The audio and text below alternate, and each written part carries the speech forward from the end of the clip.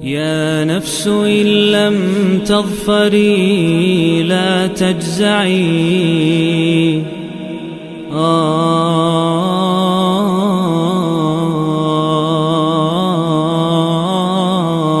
اعوذ باللہ من الشیطان الرجیم بسم اللہ الرحمن الرحیم۔ دوستو، آج کا ہمارا موضوع سورہ بقرہ کی آیت نمبر 41، اس کا بامحاورہ ترجمہ اور تشریح ہوگی انشاءاللہ تعالی۔ تو آئیں شروع کریں۔ وَآمِنُوا، واو کا مطلب اور، آمِنُوا آرڈر ہے، ایمان لاؤ، بما جو، بما کا مطلب جو، انزلتو نازل ہوا، انزل کا مطلب نازل ہونا، انزلتو تا کے اوپر پیش ہے، اس نے اس کو پرفیکٹ یعنی مکمل صیغہ بنا دیا، یعنی نازل ہو چکی، جو بما انزلتو جو نازل ہوئی، مصدقا لما جو تصدیق کرتی ہوئی آئیں، کس کی؟ لما معکم، اس کتاب کی، لما اس کتاب، یہ اشارہ ہے اس کتاب کی طرف، مع کا مطلب ساتھ، کم کا مطلب تمہارے، اس کتاب کی طرف جو تمہارے پاس ہے۔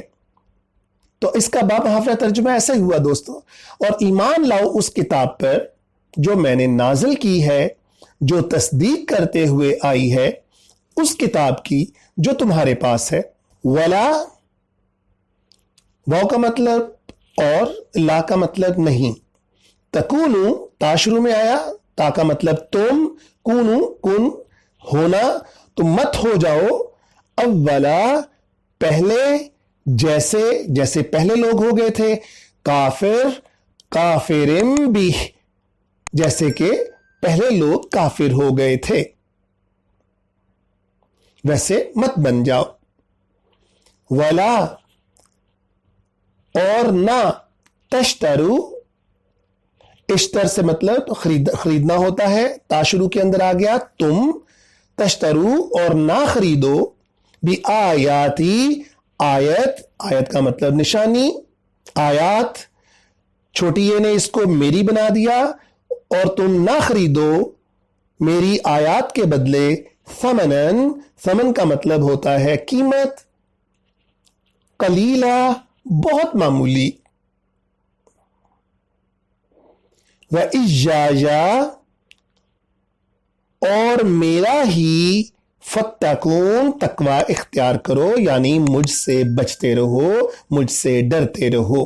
دوستو، یہ پچھلی آیت کا ہی تسلسل ہے جو آیت نمبر 40 تھی، اور اب ہم 41 کے اوپر پہنچ چکے ہوئے ہیں، اور اللہ تعالیٰ ڈائریکٹ خطاب کر رہے ہیں ان یہود کے ساتھ کہ تم میری شریعت جو میں نے بھیجی اس کی تابع داری کرنا تمہارے اوپر فرض ہے، کیونکہ اللہ تعالیٰ نے مختلف ادوار کے اندر مختلف کتابیں نازل کی۔ اِنَّا أَنزَلْنَا التَّوْرَاةَ مِنْهَا هُدًى وَنُورٌ، تمہارے اوپر جو نازل ہوئی تورات وہ نور تھی اور ہدایت والی تھی، اور پھر بعد میں اللہ تعالیٰ فرماتے ہیں کیونکہ یہ شریعت تمہارے اوپر آ گئی، اب بعد میں کیونکہ انجیل آئی حضرت عیسیٰ علیہ السلام کے ساتھ، تو پھر اس شریعت نے چلنا تھا، اب اس کی تابع داری تمہارے اوپر فرض تھی۔ تو اللہ تعالیٰ قرآن پاک کے اندر فرماتے ہیں وَآتَيْنَاهُ الْإِنْجِيلَ فِيهِ هُدًى وَنُورٌ، اب تمہیں عطا کر دی گئی انجیل۔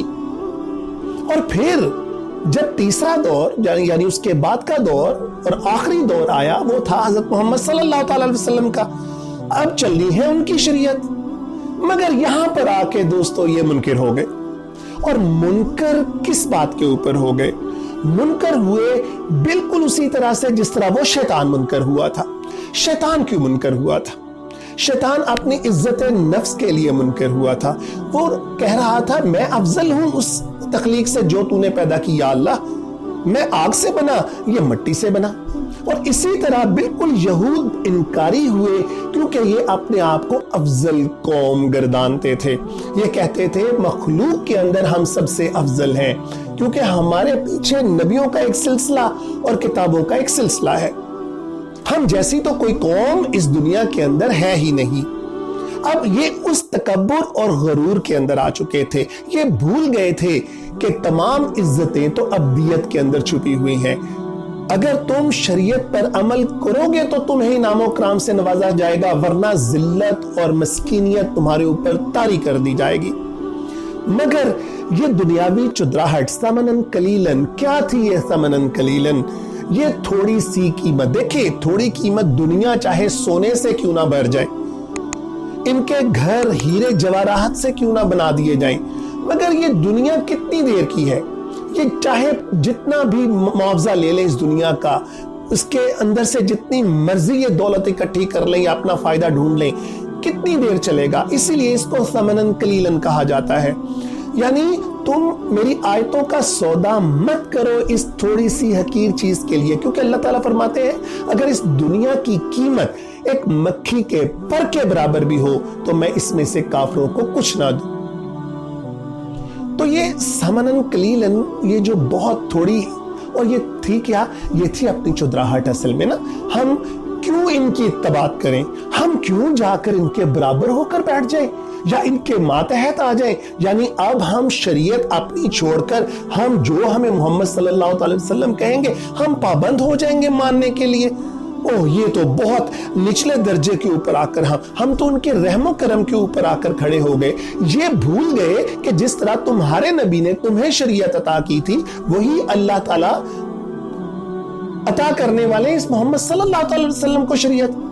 تو پہلے تمہیں اپنی طرف سے کیا چیز ملی تھی جو اب اپنی طرف سے مل رہی تھی، لیکن یہ اس کو اپنا سمجھ بیٹھے اور اس کو تحریف کر کر اپنے آپ کو افضل تر قوم سمجھ بیٹھے، حالانکہ اس کے اندر تمام نشانیاں محمد صلی اللہ علیہ وسلم کی دی گئی تھی کہ یہ نبی نے آنا ہے اور تم نے ان کی پیروی کرنی ہے۔ انہوں نے تحریف کر کے وہ سارا کچھ اس میں سے خارج کر دیا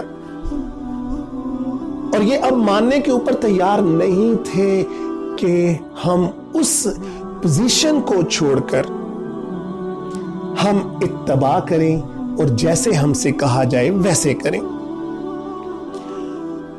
لہذا دوستو خود سر قوم شروع سے ہی، کیونکہ جب ان کو جو آرڈر دیا گیا اللہ کی طرف سے، آپ یقین کریں تھوڑی تھوڑی دیر کے بعد انہوں نے اس کے اوپر کفر کیا۔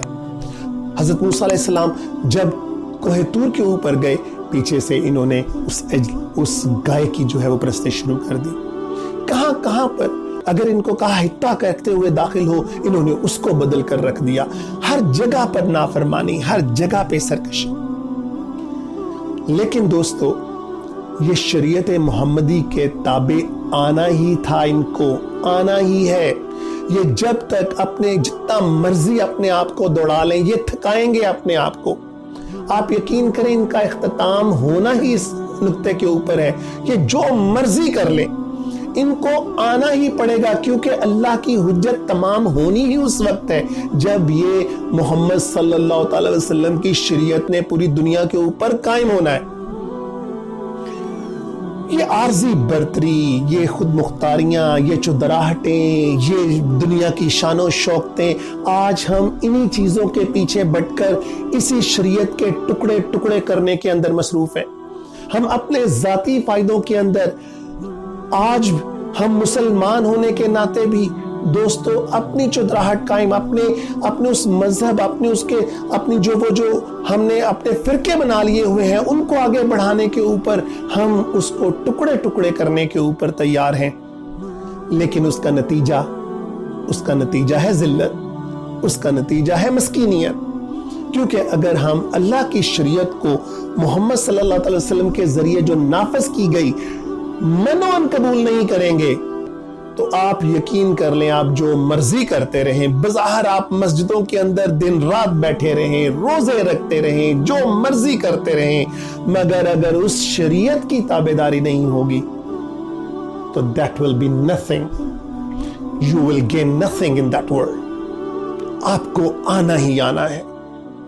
یہ یہود کیا سب کو اس کے اندر آنا ہی آنا ہے، کیونکہ یہ حجت ہے، یہ اللہ کی حجت ہے، اس نے تمام ہونا ہی ہونا ہے انشاءاللہ تعالی۔ وآخر الدعوانا ان الحمدللہ رب العالمین۔ يا نفس إن لم تظفري لا تجزعي